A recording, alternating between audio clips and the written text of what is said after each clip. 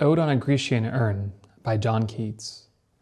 Thou still unravished bride of quietness, thou foster child of silence and slow time, sylvan historian, who canst thus express a flowery tale more sweetly than our rhyme. What leaf-fringed legend haunts about thy shape, of deities or mortals, or of both, in Tempe or the dales of Arcady? What men or gods are these? What maidens loth? What mad pursuit? What struggle to escape? What pipes and timbrels? What wild ecstasy? Heard melodies are sweet, but those unheard are sweeter. Therefore ye soft pipes play on, not to the sensual ear, but more endeared, pipe to the spirit ditties of no tone. Fair youth beneath the trees, thou canst not leave thy song, nor ever can those trees be bare. Bold lover, never, never canst thou kiss, though winning near the goal, yet do not grieve, she cannot fade, though thou hast not thy bliss, for ever wilt thou love, and she be fair. Ah, happy, happy boughs, that cannot shed your leaves, nor ever bid the spring adieu, and happy melodist, unwearied, for ever piping songs for ever new. More happy love, more happy, happy love, for ever warm and still to be enjoyed, for ever panting and for ever young, all breathing human passion far above, that leaves a heart high, sorrowful, and cloyed, a burning forehead and a parching tongue. Who are these coming to the sacrifice? To what green altar, O mysterious priest, leadst thou that heifer lowing at the skies, and all her silken flanks with garlands dressed? What little town by river or seashore, or mountain built with peaceful citadel, is emptied of this folk this pious morn? And little town, thy streets for evermore will silent be, and not a soul to tell why thou art desolate can e'er return. O Attic shape, fair attitude, with breed of marble men and maidens overwrought, with forest branches and the trodden weed, thou silent form dost tease us out of thought, as doth eternity. Cold pastoral, when old age shall this generation waste, thou shalt remain, in midst of other woe, than ours, a friend to man, to whom thou sayest, beauty is truth, truth beauty. That is all ye know on earth, and all ye need to know. In one of our last videos, we spoke about John Keats's 6 great odes, which he composed in the spring and summer of 1819. We spoke a little bit about his Ode to a Nightingale, and how Keats in that poem is really seeking a vision of eternity and eternal time. And I'm going to wager today that our Ode on a Grecian Urn is one of the other 2 great monuments that Keats erects to this theme. But what makes this poem so very special, and what gives it such a privileged place in the oeuvre of Keats's work? I'm going to say that there are a few reasons why this poem, like Ode to a Nightingale, continues to enrapture us and take our attention even today. A little bit of backstory before we begin with this poem. If you haven't watched my video on Ode to a Nightingale, I would highly encourage you to go there and just check it out, because a lot of the themes that we will see in our poem today, he explores in the Ode to a Nightingale. In that video, I also talk a little bit about some of the circumstances that led to Keats's great composition in the 6 weeks of 1819 in which his poems were composed. One of those things was Keats's own fragile health. He, at this time, was suffering the symptoms of tuberculosis, which would take his life at the tragic age of 26. His condition right now was worsening and would later precipitate his move south to Italy. What's more, mingling together with his tuberculosis and his own impending death was his current love affair with Fanny Brown, which anybody who has studied the life of Keats knows was one of the great moments of his life. There is also this idea of the fragility of life. Keats himself had lost his brother, Tom, just a year before he composed these poems to tuberculosis. So these 3 incidents all coinciding together give a very unique perspective when he composes these odes. A little bit about the structure of this poem. Like Keats's other odes, this one follows the iambic pentameter structure of 5 stressed beats, and it doesn't really deviate from this structure too often, unlike some of the other odes. We have 5 stanzas and 10 lines per stanza, and without exception, the first 7 lines go A, B, A, B, C, D, E. That's the rhyme scheme that we have. But notice how the last 3 lines, or the last tercet of each stanza, it alternates the rhyme scheme. In the very beginning, we have D, C, E. Maidens loth, what struggles to escape, what wild ecstasy. So right there we have the D, C, E rhyme scheme. In the next stanza, we have a C, E, D rhyme scheme. Do not grieve, not thy bliss, and she be fair. The following stanza, we go to C, D, E, again an inversion, far above, cloyed, and tongue.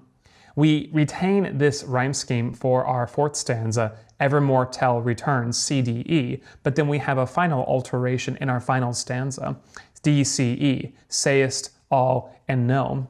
What's interesting about this is that throughout this poem, Keats is contemplating a Grecian urn, and we might imagine the urn as something gently turning or gently spinning.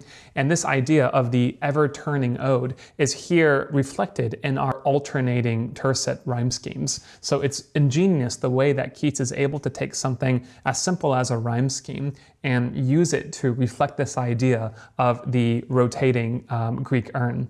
A few other things that we might talk about as well. This poem represents a great culmination of many of the Keatsian ideas. It also has a lot of touchstones with the other odes and the poems of this time. We have the idea in Keats's Ode to Melancholy of beauty that must fade away. This is also a similar idea we have in Ode to a Nightingale, where he talks about the fact that beauty cannot keep her lustrous eyes, nor new love pine at them beyond tomorrow. We also have this idea of transience in the poem, which Keats encapsulates so well in the first ode that we did on this channel, his Ode to Autumn. There's 3 great themes that we can see in this poem. We have Keats's eternal obsession with eternal youth and beauty.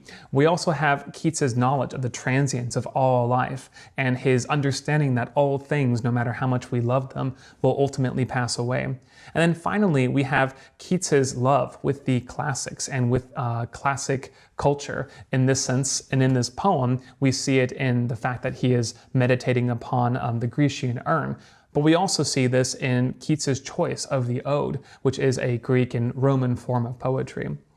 Going into the first theme of eternal youth and beauty, this is something that Keats, from the very beginning of his poetic career, we have it in his earlier poem Endymion, which was famously panned by critics, but which is known today for its famous opening line, a thing of beauty is joy forever. We also have it in another poem that he would write the same year he composed his odes, which was his Eve of St. Agnes.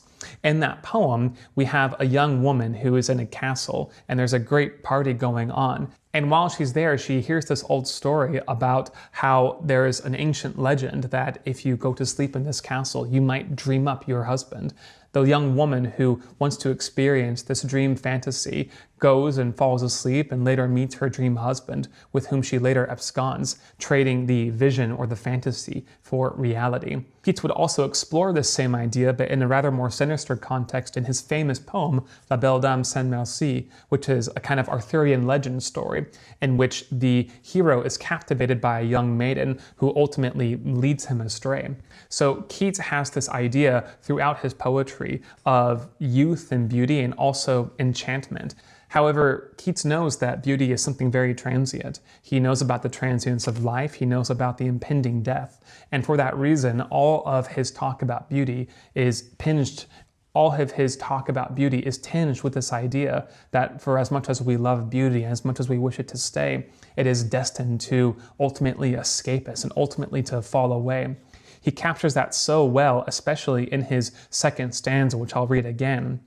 Heard melodies are sweet, but those unheard are sweeter. Therefore ye soft pipes play on, not to the sensual ear, but more endeared, pipe to the spirit ditties of no tone. Fair youth beneath the trees, thou canst not leave thy song, nor ever can those trees be bare. Bold lover, never, never canst thou kiss, though winning near the goal. Yet do not grieve, she cannot fade, though thou hast not thy bliss. Forever wilt thou love, and she be fair.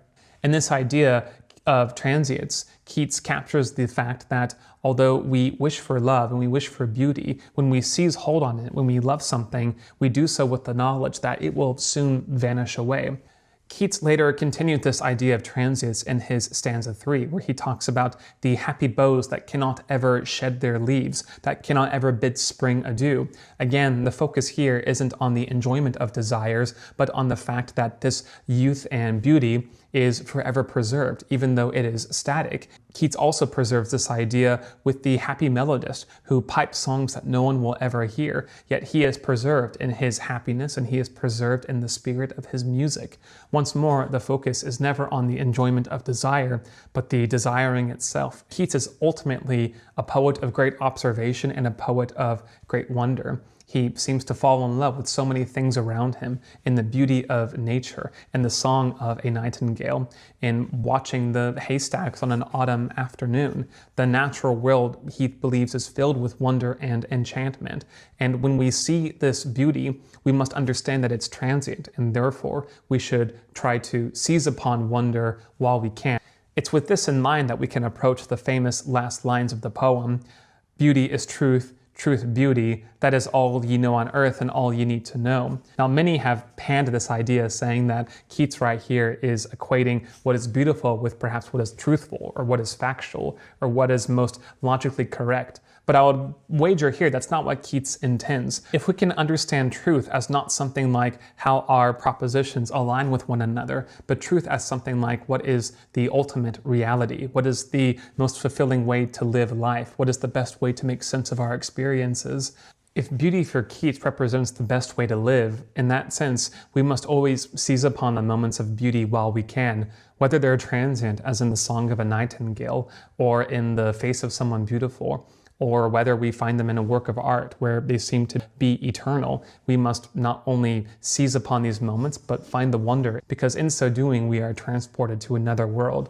And that's why Keats is ultimately a poet of enchantment. He sees in our world portals to a world that is not transient, to a world that is eternal. He sees portals to worlds that contain beauty that does not die, and we see it in his poems in the way that they continue to enchant readers today. Hey guys, thank you so much for watching. If you like this channel, please hit like and subscribe and do your thing, and I will see you all next time.